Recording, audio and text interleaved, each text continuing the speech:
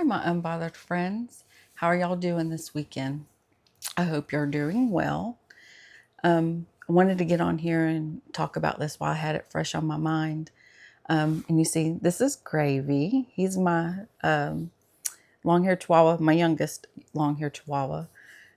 Biscuit will probably show up in a little bit, but Biscuit's the white one, Gravy's the dark one. A lot of people get it confused.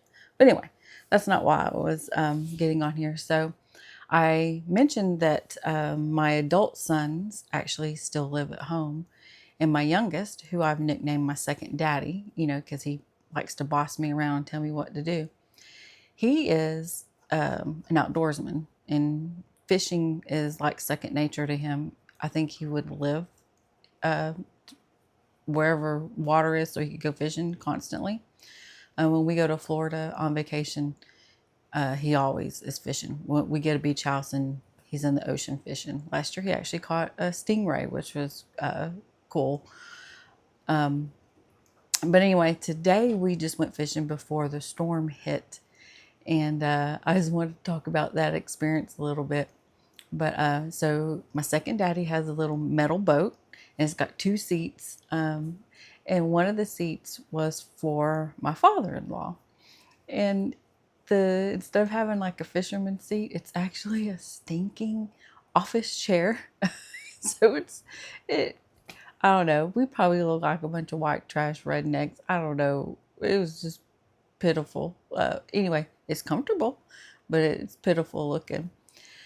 But anyway, a few weeks ago, we were traveling back from this one fishing area to go to a different fishing area, and the trolling motor came out of its holder and it busted. So we had to fish the rest of the day without a trolling motor. And he was so angry. So he bought a part, fixed it. And I'll get to that in a little bit. But today we go fishing. We get out on the water and he can't crank the main motor. And so we're stuck with the trolling motor that he just fixed. And I've always made comments that, hey, we need some oars so we can paddle just in case. They would have come in handy today. But anyway, so we were trolling around at all the cool fishing spots. And he always fusses at me and tells me, don't fish over here, fish over there. So a couple weeks ago, where I was fishing where I wasn't supposed to be fishing, and I caught this humongous catfish and it broke my stinking line. And he was like, that's the biggest catfish I've seen. It took I have like a little yellow and orange bobber so I can actually see it. But it was so big, it broke the line and it took that under, kind of like how Jaws did in the movie. It took it underwater. And so now I feel like the grumpy old men, but a grumpy old woman version of trying to find Catfish Hunter. That's what I've nicknamed him because he's so big. Still haven't seen him yet. Last week we went to the same spot and he caught a catfish and I think I caught one too. I can't remember, but we both each in the same area have caught catfish. Nowhere near the size of the one that broke my line though. But today we were out fishing and I'm constantly fishing where I'm not supposed to. And he fusses at me. He's like, I wish you would fish over here on the side. We caught a few, oh my gosh, I can't remember what they're called. They're not bass, spotted bass. But we didn't keep anything. We threw everything back. And he, like I said, he's a fisherman. I bet he has probably 50 or more rod and reels in the boat with us. I bet there's 15 and I only have 2.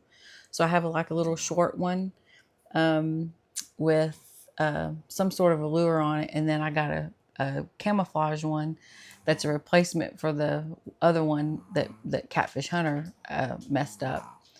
Anyway, and so today I kept catching fish where he told me not to, and he kept fussing at me.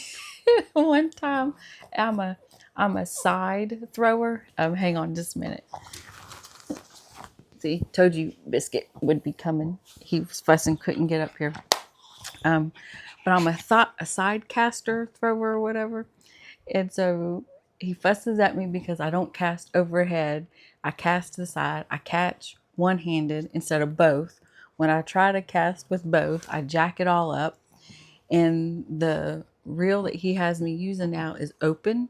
So you have to flip the thingy on it, hold the line with your finger and throw, which is kind of hard with trigger finger, which I'm getting over. But the line kept jacking up on me and I kept throwing, and it's just my mind won't keep up with do this first, do that first. And because I'm such a rule follower, and I have to do things a certain way. And he goes and he gets it and he casts it fine. And then I'm catching the fish and nibbling it or it'll bite. But anyway, so he decides to go to the side of the boat where I'm not allowed to fish. And he caught this big bass, big mouthed bass. And it was so big, it broke his line and took his $20 lure. I know it's not funny, but it's funny because it's just, he's so bossy telling me where to fish and where not to fish and everything. And then the trolling motor kept jacking up. So he's mad for trying to beat the thunderstorm. And then all of a sudden it dawns on us, well, how we're going to get this boat back on the trailer. So here we are. And I mean, we have to look like a bunch of nincompoops is the only thing I can think of. That's what it is, nincompoops. We look like a bunch of nincompoops trying to get this boat onto this trailer with no motor and pulling up. He's in the water, pulling it up. Oh my gosh. And there was this guy out there near the boat club where we put in the water at with his two dogs. I know he was like, these people are nincompoops, don't know what they're doing. But anyway, that was it. So I don't know if y'all have any fishing stories, because I think that's why they're called fishing stories. But these are actually accurate. In one day, I will catch me Catfish Hunter. But y'all have a good Memorial weekend. Those of you that are affected by the storms, I hope it's not too bad. And catch y'all later. Bye.